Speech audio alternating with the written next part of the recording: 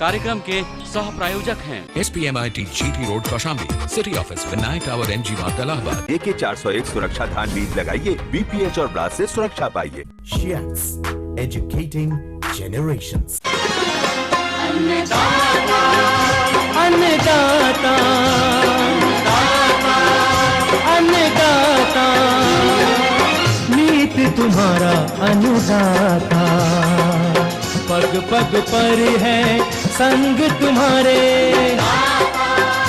अन्नदाता, लहू किसानों का बन के पसीना सींचता है धरती का सीना, मेहनत का तेरी हक दिलवाने, नई तकनीक नई खोज बताने,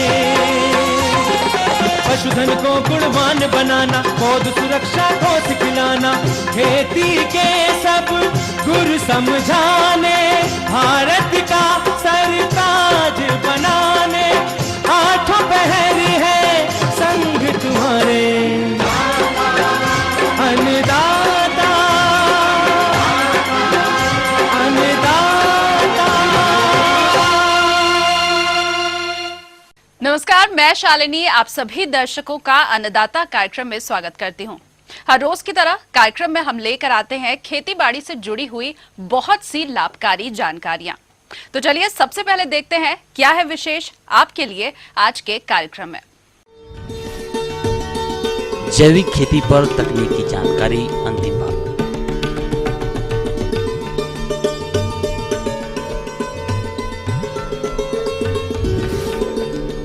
अदरक की वैज्ञानिक बुआई तकनीक।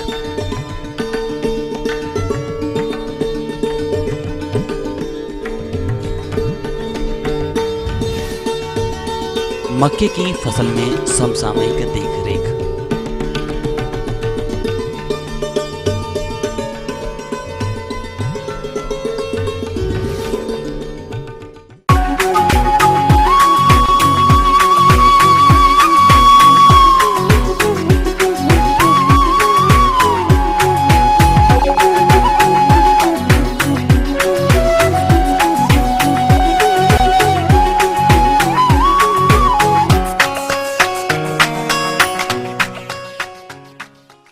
किसान भाइयों, जैविक खेती की क्रमवार श्रृंखला में आपने पिछले अंश में जैविक उत्पादों की गुणवत्ता बनाए रखने, प्रमाणीकरण हेतु आवेदन, पोषक तत्वों के उपयोग इत्यादि के बारे में जाना था। और आज हम आपके लिए जैविक खेती में पौध सुरक्षा और खरपतवार प्रबंधन हेतु जैविक उपायों की जानकारी प्रस्तुत करेंगे। देखिए इस अंश के माध्यम से। जैविक खेती हेतु किसान भाइयों उर्वरक प्रबंधन के लिए कुछ नुस्खे व पद्धतियां अपना सकते हैं, जैसे कि गाय का गोबर, मूत्र तथा दूध और दूध उत्पाद आधारित वस्तु के साथ, या बिना उसके जिसमें विभिन्न प्रकार के वनस्पतिक उत्पाद हैं जो किसानों में काफी लोकप्रिय है। संजीवक, यह एक ऐसा मिश्रण है जो कि 100 किलोग्राम गोबर की खाद, 100 लीटर गोमूत्र और 500 ग्राम गुड़ के मिश्रण को 100 लीटर पानी में घोल बनाकर 10 दिनों तक तैयार होने के लिए छोड़ देते हैं तथा तैयार घोल को 20 बार 1 एकड़ हेतु अकेले अथवा सिंचाई जल के साथ उपयोग कर सकते हैं। जीवमूत्री, यह एक ऐसा मिश्रण है जिसमें 10 किलोग्राम गाय का गोबर, 10 लीटर गोमूत्र, 2 किलोग्राम गुड़, 2 किलोग्राम दाल का आटा तथा 1 किलोग्राम उर्वर मृदा आदि को 200 लीटर पानी में मिलाकर तैयार होने हेतु 5 से 7 दिनों तक रखने के बाद सीधे खेतों में छिड़काव करते हैं। पंचगव्या, यह एक ऐसा द्रव्य है जिसमें 4 किलोग्राम गाय का गोबर स्लरी, 1 किलोग्राम गाय का ताजा गोबर, 3 लीटर गोमूत्र, 3 लीटर गाय का दूध, 2 लीटर गाय का घी तथा 1 किलोग्राम गाय का मक्खन मिलाकर तैयार होने के लिए 5 से 7 दिन तक रखते हैं। उसके बाद सीधे खेतों में छिड़काव करते हैं या फिर सिंचाई जल के साथ उपयोग करते हैं। बायोडायनेमिक खाद, जिसमें BD 500 ग्राम गाय के सिंग का कंपोस्ट और BD 501 गाय के सिंग सिलिका का प्रयोग पौध वृद्धि नियामक हेतु पूर्ण छिड़काव अथवा मृदा में किया जाता है। जैविक कृषि में समेकित नाशी जीव प्रबंधन के अंतर्गत रासायनिक विधि को छोड़कर सभी क्रियाओं को अपनाकर रोगों एवं कीटों को क्षति स्तर के नीचे बनाया रखा जा सकता है। इसकी कुछ विधियां हैं जो कि इस प्रकार से हैं। रोगरोधी तथा रोग मुक्त बीज तथा प्लांट मटेरियल का उपयोग, पौध मटेरियल गर्म पानी से उपचारित करना और बीजों को गाय के गोबर एवं मूत्र मिश्रण, वानस्पतिक दवाओं जैसे नीम केक, एसोफोटिडा पेस्ट, हल्दी का पाउडर तथा गौमूत्र के मिश्रण या बीजामृत पंचगाव्य तथा ट्राइकोडर्मा कंपोस्ट के साथ बीडी मिश्रण इत्यादि से उपचारित करके इस प्रकार के रोग एवं कीटों के विरुद्ध नियंत्रण किया जा सकता है। रोग एवं कीट के नुकसान से बचने तथा उन्हें बाधा पहुंचाने हेतु वैज्ञानिक फसल चक्र, बहु फसल पद्धति इत्यादि का प्रयोग करना, विभिन्न फसलों को अनुशंसित पौध संख्या, बीज दर तथा समय से बुवाई एवं रुपाई करना, मुख्य फसलों के साथ ट्रैप क्रॉप जैसे टमाटर एवं बैगन हेतु गेंदा के फूल का रोपण, यांत्रिक नियंत्रण, रोग एवं कीट प्रभावित पौधों को हटाया या जलाना, हानिकारक कीटों के अंडे नष्ट करना, पक्षी बसेरा हेतु खेतों में डंडियों को स्थापित करना, प्रकाश प्रपंच, फेरोमोन ट्रैप, चिपचिपा प्लेटों को लगाना जैसी विधियों को अपनाना चाहिए। नई खोजों के तहत विभिन्न हानिकारक कीटों एवं रोगों के समूह परिजीवियों जैसे ट्राइकोग्रामा इत्यादि का प्रयोग करना। नई खोजों के मित्र कीटों के अंडा एवं लार्वा का उपयोग एफिड, व्हाइट फ्लाई, मिलीबग के नियंत्रण हेतु 11 लाख प्रति हेक्टेयर की दर से 400 फीट को छोड़ने पर इन हानिकारक कीटों के लार्वा एवं अंडों के नुकसान हो जाने से इन पर नियंत्रण पाया जा सकता है। रोग जनकों का प्रयोग विभिन्न प्रकार के बीज तथा भूमि जनित रोगों के नियंत्रण हेतु ट्राइकोडर्मा विरिडी का 4 ग्राम प्रति किलोग्राम बीज की दर से उपचारित या कंपोस्ट खाद के साथ मिलाकर मृदा में प्रयोग करने से नियंत्रण पाया जा सकता है। इसके अलावा अन्य रोग जनक जैसे विवेरिया वेसियाना, मेटाराजियम स्पेसीज, नुमेरिया रैली, वारिसिलियम स्पेसीज का मृदा उपचार या बीज उपचार द्वारा विभिन्न प्रकार के रोगों एवं कीटों पर नियंत्रण पाया जा सकता है। अब आइए बात करते हैं वानस्पतिक रोग एवं कीटनाशकों की। विभिन्न वानस्पतिक रस जो कि रोगों एवं कीटों के विरुद्ध कार्य करते हैं, उनका छिड़काव अथवा बीज और पौध उपचार के प्रयोग में बनाया जाता है। जैसे नीम एवं नीम आधारित उत्पाद, जिसके अंतर्गत नीम की पत्ती का सत 1 किलोग्राम हरी पत्ती प्रति 5 लीटर पानी का घोल या नीम का छाल सत 1.25 से 5% नीम तेल का छिड़काव 15 मिलीलीटर प्रति लीटर या नीम की खली का सत 10 ग्राम प्रति लीटर का प्रयोग किया जाता है, जिससे बहुत सारे कीट पतंगों का नियंत्रण हो जाता है। पौधों पर छिड़काव हेतु विभिन्न वनस्पतिक रस जो गौमूत्र या गाय के गोबर के साथ या बिना उसके प्रयोग किया जाता है, आइए देखते हैं उसको। 10 पर्णीय रस बनाने हेतु 5 किलो नीम की पत्ती, 2 किलोग्राम निगोंडो आ सोटोलोचिया, पपीता, टोनोस्पोरा, कारफोलिया, शरीफा, करंज, अरंडी, न्यूरियम की पत्ती, कालो टरपोस, हरी मिर्च का 2 किलो पेस्ट, 250 ग्राम लहसुन का पेस्ट, गाय का गोबर 3 किलोग्राम, 5 लीटर गौमूत्र का मिश्रण 200 लीटर पानी में प्रति माह तैयार कर प्रयोग करना चाहिए। कोलियोपेटर्नस, डायमंड ब्लैक मॉथ सहित अन्य कीटों के रोकथाम के लिए बीटी फॉर्मुलेशन का छिड़काव तने की सूड़ी तथा तंबाकू के कैटरपिलर सहित अन्य कीटों के रोकथाम के लिए वायरस बायोपेस्टिसाइड का उपयोग, जैसे ग्रेनुलोसिस वायरस, न्यूक्लियर पॉलीहाइड्रोसिस वायरस का प्रयोग, जैसे 250 लार्वल प्रति हेक्टेयर प्रयोग पॉलीफोजस कीट हेतु प्रयोग करना चाहिए। निमस्त्रा, इसका मिश्रण तैयार करने हेतु पीसा नीम की पत्ती 5 किलो, 5 लीटर गौमूत्र तथा 2 किलो गाय का गोबर को मिलाकर 24 घंटे उपरांत इसे छानकर रस चूसने वाले कीटों के रोकथाम के लिए प्रयोग किया जाता है।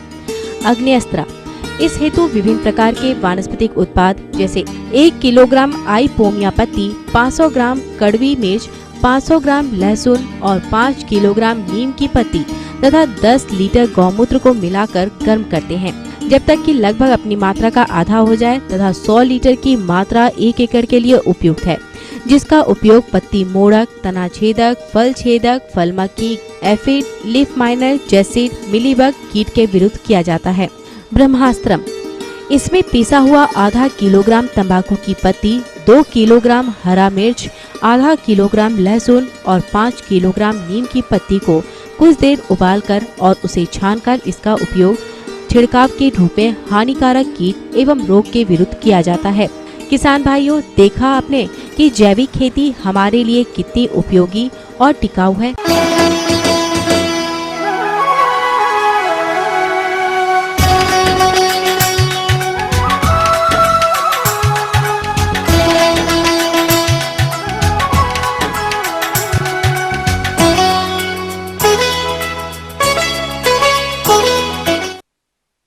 मसाला फसलों में जो किसान भाई अभी अदरक की बुआई करने वाले हैं वो वैज्ञानिक बिंदुओं को ध्यान में रखकर ही बुआई प्रारंभ करें, अन्यथा प्रकंदों का कम जमाव और बाद में फसल में कम उपज मिलती ही है।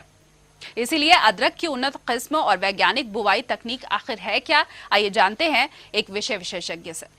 जो भी किसान भाई हमारे अदरक की खेती करना चाहते हैं या लगाना चाहते हैं तो इसके लिए बस हमारा जुताई कर ले, 2-3 बार हैरो चला के, कल्टीवेटर चला के जुताई कर ले और उसके बाद अंतिम में आप पाटा चला के खेत को समतल कर ले और एक हल्का ढलान रखे ताकि जो भी बरसात का पानी हो उसमें अच्छी तरीके से उसका निकास हो सके।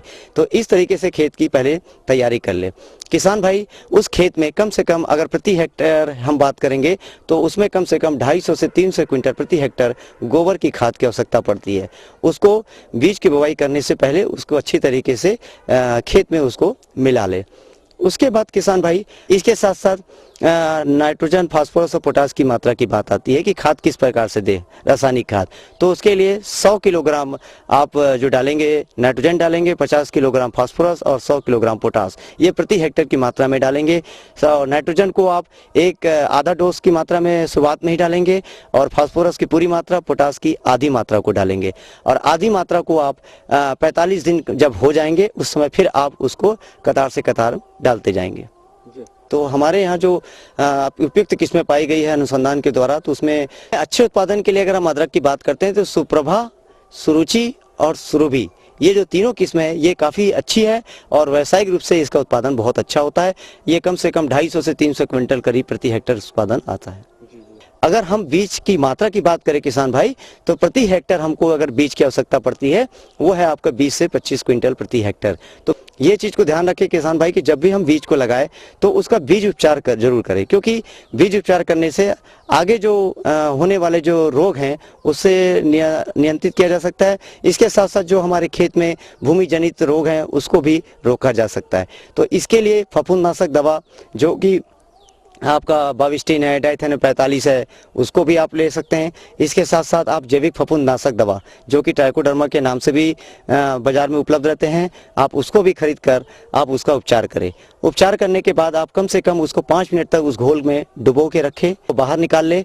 बाहर निकालने के बाद उसको कम से कम 15 से 20 मिनट तक उसको छायादार स्थान में रखें ताकि उसमें नमी की मात्रा थोड़ा कम हो जाए और उसके बाद किसान भाई आप सीधा उसको खेत में लगाएं। अभी हमारे लिए उपयुक्त समय है कि अगर जिसके पास सिंचाई की सुविधा अगर उपलब्ध है तो जून के प्रथम सप्ताह में, और जिसके पास सिंचाई की सुविधा उपलब्ध ना हो तो किसान भाई आप जून के अंतिम सप्ताह में जब मानसून आने लगता है उसकी समय आप अपना अदरक की बीज को तैयार करके और खेत में लगा सकते हैं। खेत में लगाने से पहले आप उसकी दूरी का विशेष ध्यान रखें, क्योंकि उसकी अच्छी वृद्धि के लिए, अच्छी उपज लाने के लिए उसकी दूरी का एक निश्चित दूरी में लगाना बहुत ही आवश्यक है। तो इसके लिए कतार से कतार की दूरी 60 सेंटीमीटर रखेंगे और जो राइजोम से राइजोम की दूरी है वो कम से कम आप उसको 20 सेंटीमीटर रखेंगे। दूसरी चीज, जब भी हम बरसात में इसको लगाते हैं तो आप ये ध्यान रखेंगे कि मेड़ जो आप बनाएंगे जमीन से कम 15 सेंटीमीटर का नर्सरी बेड बनाएंगे और उसी बेड में आप लगाते जाएंगे। तो जब ऊंचा बनाएंगे तो पानी जमा होने की संभावना कम हो जाएगी, तो ऐसी स्थिति में बीमारी कम आएंगे। इस तरीके से लगाए। लगाने के बाद किसान भाई उसमें जो पैरा होते हैं, आप भी देखे हैं कि पैरा आसानी से हमारे पास उपलब्ध रहते हैं, आप उसको ऊपर से ढक दे, इसलिए क्योंकि बहुत तापमान बढ़ता है जिसके कारण हो सकता है कि जो आपके अंकुरण हुए हैं राइजोम के वो उसका नुकसान होने का है। उसके साथ साथ जो बरसात बहुत तेजी से होगी तो उससे भी मिट्टी बह जाती है और राइजोम ऊपर आ जाते हैं, तो उसके बचाव के लिए भी और अंकुरण के लिए भी बहुत जरूरी आवश्यकता पड़ती है। तो ऐसी स्थिति में हम पैरे की अगर मल्चिंग करते हैं तो हमारा जो अंकुरण प्रतिशत है वो मात्रा बढ़ जाती है। इसमें जो खरपतवार की बात है किसान भाई, खरपतवार के मारने के लिए निदानाशक दवा आते हैं, पेंडामिथिलिन आता है, आपका ब्यूटाक्लोरो आता है, उसको भी अगर आप खेत में अगर छिड़काव करते हैं तो उसका काफी अच्छा परिणाम मिलता है हमको खरपतवार को कंट्रोल करने के लिए। इसमें एक बार है कि अब जब अंकुरण होने लग जाता है, जब उसमें पत्तियां थोड़ी सी 4-5 पत्तियां आने लग जाती है और पौधे के अंकुरण फूटने के बाद पौधे कम से कम 8 से 10 सेंटीमीटर होने लगे तो उस समय मिट्टी चढ़ाने का कार्य अवश्य करे किसान भाई, क्योंकि उस समय बरसात का समय रहता है, मिट्टी नीचे पानी के कारण बहने लग जाती है। अगर हम मिट्टी का कम से कम 1 से 2 बार मिट्टी चढ़ाने का कार्य करेंगे तो उसकी वृद्धि बहुत अच्छे से होगी।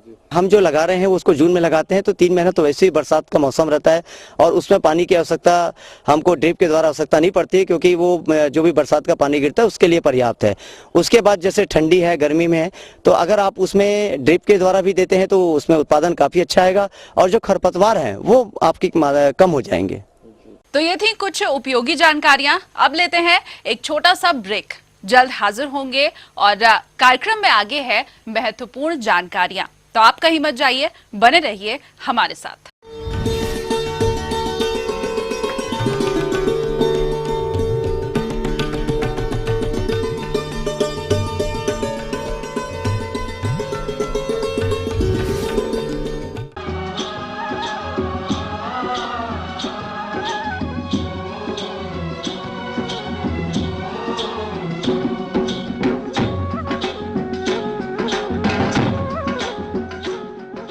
ब्रेक के बाद एक बार फिर से आप सभी दर्शकों का अन्नदाता कार्यक्रम में स्वागत है। बढ़ते हैं अगली प्रस्तुति की ओर।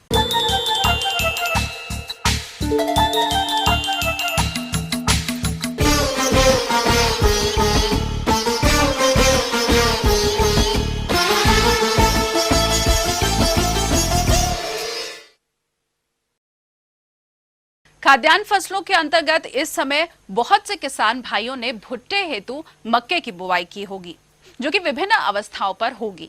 तो किसान भाइयों, फसल की उचित बढ़वार हेतु समसामयिक प्रबंधों को उचित समय पर अवश्य अपनाएं, अन्यथा फसल की बढ़वार प्रभावित होने के साथ साथ कीट बीमारियों की समस्या आएगी। इसीलिए किस तरह से करेंगे आप मक्के की फसल का उचित प्रबंधन, आइए जानते हैं कृषि विज्ञान केंद्र दरियापुर रायबरेली के विषय विशेषज्ञ डॉक्टर AK यादव से। हमारे जनपद कानपुर देहात के साथ ही साथ हमारा जो आलू का क्षेत्र है, जिसमें कन्नौज है, मैनपुरी है, इटावा है, फरुखाबाद है, ये हमारा क्षेत्र ऐसा है जहां पर आलू खुदाई के उपरांत लगभग 90% एरिया हमारी जायद मक्का से आच्छादित हो जाती है। इसको मक्का का 2 तरह से प्रयोग करते हैं, एक तो भुट्टे के रूप में और दूसरा उसका दाने के रूप में और तीसरा चारे के रूप में। किसान भाइयों, जैसा कि हम देख रहे हैं कि हमारे सम्मानित किसान भाइयों के द्वारा जनपद में जब इसके हम दाने के रूप में इसका उत्पादन लेते हैं तो लगभग 70 से 80 कुंटल प्रति हेक्टेयर दाना इसका हमारे किसान भाई अपने फार्म पर इसका प्रोड्यूस ले रहे हैं। साथ ही साथ किसान भाइयों, कुछ किसान ऐसे हैं, जैसे इस समय हमारे मार्केट में जो नया भुट्टा आ गया है किसान भाइयों के द्वारा, उसमें हम लोगों ने जब मार्केट सर्वे करके हम लोगों ने खाने के लिए कभी पूछा तो एक भुट्टे की कीमत लगभग 8 से लेकर के 10 रुपए प्रति भुट्टा आ रही है। तो ऐसे में भी जो हमारे शहरी और कस्बा के इलाका किसान है वो अगेती फसल के रूप में इसको करके और मार्केट में एक व्यवसाय के रूप में बहुत अच्छी आमदनी हमारे किसान भाई से प्राप्त कर रहे हैं। ये हमारे कुछ महत्वपूर्ण बिंदु हैं, अगर हमारे किसान भाई उस पर ध्यान रखेंगे तो जो हमारी मक्का है उससे प्रति हेक्टेयर हम अच्छा उत्पादन और आमदनी हमारे किसान भाई प्राप्त कर सकते हैं। इसमें मक्के में मुख्य बातें आती हैं, जैसा कि हमारी मक्का कहीं कहीं पर 1 महीने की हो गई है, कहीं कहीं पर 1 महीने से ऊपर हो गई है। तो इसमें किसान भाइयों सबसे पहली बात आती है खरपतवारों का प्रबंधन। इसके लिए ये महत्वपूर्ण है कि हमारे किसान भाई, अगर हमारी फसल 1 महीने से ऊपर हो रही है तो इसमें किसी रसायन का प्रयोग न करके, अगर हमारे पास मानव श्रमिक मिल रहे हैं उनके माध्यम से अगर हम खरपतवारों से अपनी फसल को मुक्त रखते हैं तो उससे 2-3 लाभ होते हैं। नंबर 1 तो हमारे खेत के अंदर भूगरापन पैदा हो जाता है, हमारी मिट्टी फ्राइबल हो जाती है, जिससे कि हमारे उसकी मिट्टी की जल धारण क्षमता है वो और अच्छी बढ़ जाती है और हमारी फसल खरपतवारों से मुक्त हो जाती है। इसमें नमी का उपयुक्त प्रबंधन रखें। जैसा कि आप जानते हैं कि एक मक्के की फसल को अगर हमारे पास हल्की मिट्टी है तो लगभग हमको 6 से 8 पानी प्रति हेक्टेयर देने पड़ते हैं। सबसे पहली सिंचाई आती है वो बुआई के लगभग 20 से 25 दिन बाद। इसके अंतराल पर आप देखेंगे किसान भाइयों की हमें हर 1 सप्ताह के अंतराल पर खेत में हल्की और निरंतर नमी बनाए रखने की आवश्यकता होती है। और सबसे जो हमारी क्रांतिक अवस्था होती है किसान भाइयों, जिस समय हमारे खेत में जीरा निकल रहे हों। किसान भाइयों, एक चीज और होती है कि जिस समय हमारे खेत में परागण की स्टेज आ रही हो, अगर उस समय सिंचाई के बाद उपयुक्त नमी पर सुबह आप अगर हल्की सी यूरिया की टॉप ड्रेसिंग कर देते हैं तो उस समय जीरा और जो हमारे सिल्क निकलते हैं दोनों एक समय निकल आते हैं, जिससे कि जो परागण में वो हमारी समस्या नहीं होती है और हमारी अच्छी उत्पादन हमको मिल जाता है। इसके बाद किसान भाइयों, जैसा कि आप जानते हैं उर्वरकों के प्रबंधन, तो जो हमारी नाइट्रोजन की मात्रा शेष बची हुई होती है उस मात्रा को हम अगर सुबह के समय या तो पौधे के पौधे रख दें, नहीं तो रो में अगर हमारी फसल बोई हुई है तो उसको रो में अगर हम डाल देते हैं तो उससे हमारी जो नाइट्रोजन की इफिशियंसी होती है वो बहुत अच्छी मिल जाती है और हमारा उत्पादन भी अच्छा होता है। हम भाई देखते होंगे कि इसमें एक शुरुआती ही दौर पे हम लोगों ने इसको कन्नौज में भी देखा है, फर्रुखाबाद में, कई जनपदों में इसको देखा है कि जब जैसे भी हरी मक्का 2, 3, 4 पत्तियों की होती है, उसी समय एक गोब, जो हमारे गोब में कीड़ा, जो हम लोग बोलते हैं गोब छेदक कीड़ा बोलते हैं, गिडार पतंगी बोलते हैं, मक्खी बोलते हैं, वो इसमें लगती है। तो वो शुरुआती दौर में जैसे पौधा उसका जमाव होता है, पहले पत्ती को खाती है और पत्ती के खा करके फिर ये ऊपर, इस पर हमारा सबसे ऊपरी जो पत्ती गोब होता है उसको खा करके और धीरे से छेद करके वो तने में बैठ जाती है, जिससे आप कभी कभी देखते हैं कि हमारा जो उसकी फसल की जो ग्रोथ ऊपर होती है वो पीली पड़ करके और पौधा सूख जाता है, जिसको हम लोग कभी कभी लोकल भाषा में हमारे किसान बोलते हैं कि हमारा पौधा काना हो गया, पौधा काना हो गया। तो इसमें किसान भाइयों विशेष बात यही है कि जो मिथाइलोडिमेटान है उसकी आप 1 ml दवा प्रति लीटर पानी के हिसाब से घोल बना करके आप समय रहते छिड़काव कर दें, तो इस कीट से आप खड़ी फसल से भी फसल को बचा करके अच्छा उत्पादन प्राप्त कर सकते हैं।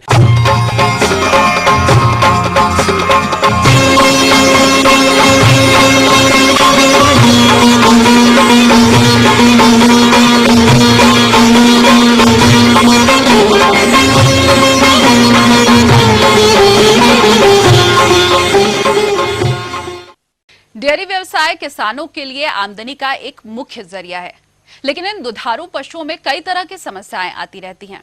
इनमें मुख्य रूप से जो समस्या देखी जाती है वो है गर्भपात की। तो क्या है इसके कारण, लक्षण और निदान, इस बारे में जानकारी दे रहे हैं कृषि विज्ञान केंद्र डूंगरपुर के विषय विशेषज्ञ डॉक्टर PC रैगर। किसान भाइयों, आज हम आपको जो जानकारी देने जा रहे हैं वो है जो दुधारू पशु होते हैं, गाय, भैंस, भेड़, बकरी, इन दुधारू पशुओं में अक्सर किसानों की ये मुख्य समस्या रहती है कि जब जानवर गाभिन हो जाता है तो कई बार जानवरों में गर्भपात की समस्या काफ़ी हो जाती है। जैसे गाय है, भैंस है, बकरी है, भेड़ है, इनमें समय से पूर्व जो भ्रूण होता है, जो बच्चा है, कई बार गिर जाता है, उससे किसान भाइयों को आर्थिक नुकसान काफ़ी होता है और वो जानवर जो है करीबन 1 साल और आगे के लिए ठाला रह जाता है, सूखा रह जाता है। इसलिए किसान भाइयों को कई बार आर्थिक नुकसान का सामना करना पड़ता है। इसलिए किसान भाइयों, जो गाभिन पशु है का गर्भपात नहीं हो, इसकी विशेष किसान भाइयों को क्या क्या ध्यान रखना चाहिए। तो किसान भाइयों, जो दुधारू पशु है उनमें जो गर्भपात होता है वो 2 कारणों से होता है। एक तो संक्रामक और एक असंक्रामक, 2 तरह से होता है। संक्रामक में जैसे कोई जानवर है, कोई बीमार जानवर है या विषाणु प्रोटोजोआ इनके संक्रमण में आ जाता है, तो जो गाभिन पशु है तो उसके अंदर इन्फेक्शन होता था, उससे बच्चा वो गिरा देता है समय से पूर्व।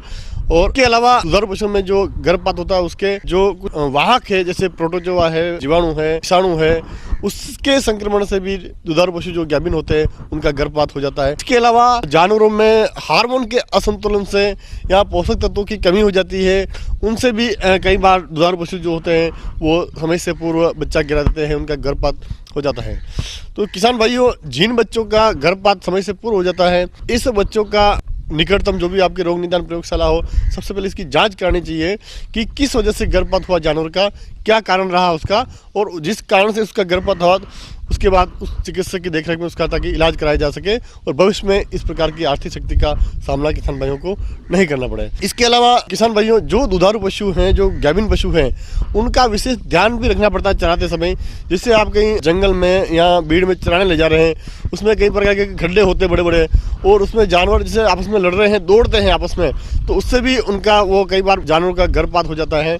बकरियों का झुंड जंगल में चरने जाता है और उसमें कई बार बड़े बड़े गड्ढे होते हैं या जानवर एक दूसरे के पीछे दौड़ता है, तो उससे भी कई बार वो बच्चा गिरा देता है। तो इसका विशेष ध्यान रखें किसान भाई कि दुधारू पशु जो है ऐसे खड्डे में या ऐसे ज़्यादा लंबे उनको दूर चराने नहीं ले जाना चाहिए और उनको एक अलग रखकर, जो गाभिन पशु हैं, जो ब्याने वाले हैं, ऐसे जानवरों को अलग रखकर उनकी खान पान और उनकी व्यवस्था देखनी चाहिए। इसके अलावा किसान भाइयों, जो गाभिन पशु हैं, जो ब्याने वाले हैं, उनकी खिलाई पिलाई में विशेष ध्यान रखना पड़ता है। जो चारा खिला रहे किसान भाई, जो दाना खिला रहे हैं, उसमें किसी प्रकार की फफूंद का संक्रमण नहीं हो, ताकि अगर वो फफूंद के संक्रमण का चारा खाते, दाना खाएंगे, तो उससे भी किसान भाइयों वो इन्फेक्शन जो है बच्चों के गर्भाशय, जानवर के गर्भाशय में हो जाता है और उससे भी गर्भपात होने की संभावनाएं काफ़ी बढ़ जाती हैं। इसके अलावा किसान भाइयों, जानवरों में कोई बीमारी है, ब्रुसेलोसिस है या कोई ऐसी संक्रामक बीमारी भी जानवर को उस समय गाभिन काल में लग जाती है, तो उससे भी कई बार गर्भपात होने की चांसेस रहते हैं। इसलिए किसान भाइयों, ऐसा कोई जानवर है जिसका गर्भपात हो गया है, उसको आप जो भी पशु चिकित्सक उसकी देखरेख में उसको की सलाह अनुसार दवा दें, ताकि उसकी जो बीमारी है जिससे गर्भपात हुआ उसका भविष्य में ऐसी प्रकार की घटना नहीं हो और किसान भाई को किसी प्रकार की आर्थिक क्षति नहीं हो। इस प्रकार से किसान भाई जो सामान्य जानवर होता है, आपके पास सामान्य जानवर से गाभिन जानवर की देखरेख में कुछ विशेष बातों का ध्यान रखना पड़ता है, तभी आप इस आर्थिक नुकसान से बच सकते हैं। उसकी खान पान का हो, उसके आहार का हो, या किसी प्रकार की बीमारी हो तो उसका उस समय पर रहते चिकित्सक से उचित परामर्श कर इस समस्या से आप मुक्ति पा सकते हैं, उससे इलाज करा के, ताकि आपको असमय आर्थिक हानि नहीं होगी।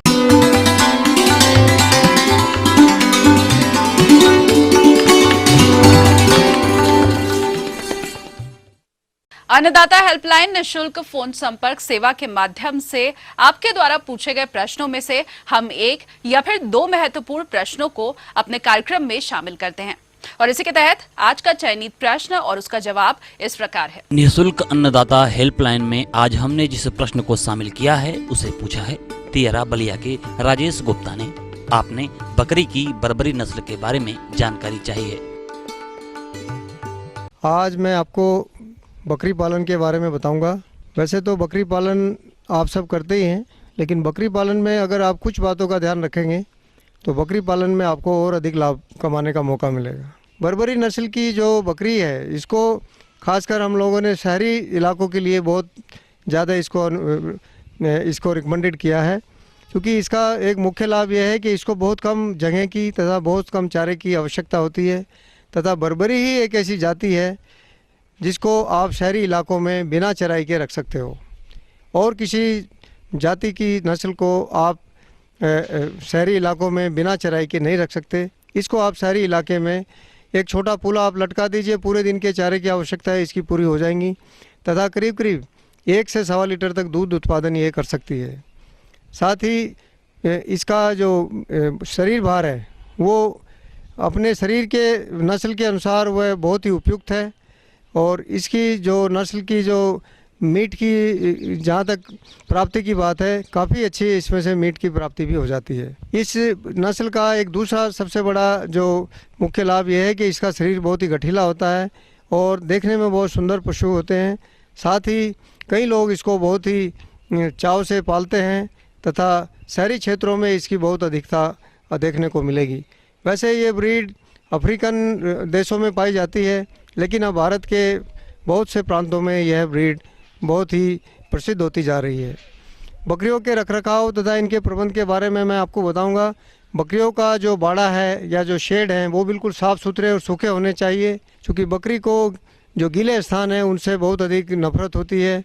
साथ ही बकरियां गीले में अगर बैठती हैं तो उनमें बहुत जल्दी बीमारी आने के चांसेस होते हैं। इसलिए बकरियों के अच्छे स्वास्थ्य के लिए ज़रूरी है कि उनके घरों को साफ़ सुथरा रखें। जब आप चराने के लिए ले जाएं तो उनका विशेष ध्यान रखना चाहिए कि कहीं लंबे कांटे ना हो, कहीं उनको किसी तरह की कोई जो जख्मी ना हो। साथ ही उनका जो और दूसरी तरह की विशेष बातें हैं, जैसे अगर मान लीजिए गाभिन बकरियां हैं तो उनको दूर न लेके जाएं, साथ ही उनको अधिक तेज़ धूप में न लेके जाएं। और दूसरी बात यह है कि बकरियों को ज़्यादातर अगर हो सके तो अच्छे घरों में रखना चाहिए, साफ़ सफाई वाले घरों में रखना चाहिए। हम उम्मीद करते हैं कि आज का कार्यक्रम आप सभी दर्शकों के लिए उपयोगी रहा होगा। किसान भाइयों, अन्नदाता आपकी सेवा के लिए संकल्परत है। कृषि संबंधित समस्या और सुझावों के लिए आप हमें इस पते पर संपर्क कर सकते हैं। प्रोड्यूसर अन्नदाता, ETV Uttar Pradesh Uttarakhand, Ramoji film city, Hyderabad 501512। साथ ही आप हमें ईमेल भी कर सकते हैं। हमारा ईमेल आईडी है annadaata.up@etv.co.in। इसके अलावा आप हमें निःशुल्क हेल्पलाइन नंबर 180042540885 पर शाम 5 से 6 बजे के बीच संपर्क कर सकते हैं। अब आइए देखते हैं कल दिखाए जाने वाले मुख्य कार्यक्रम की मुख्य झलकियां।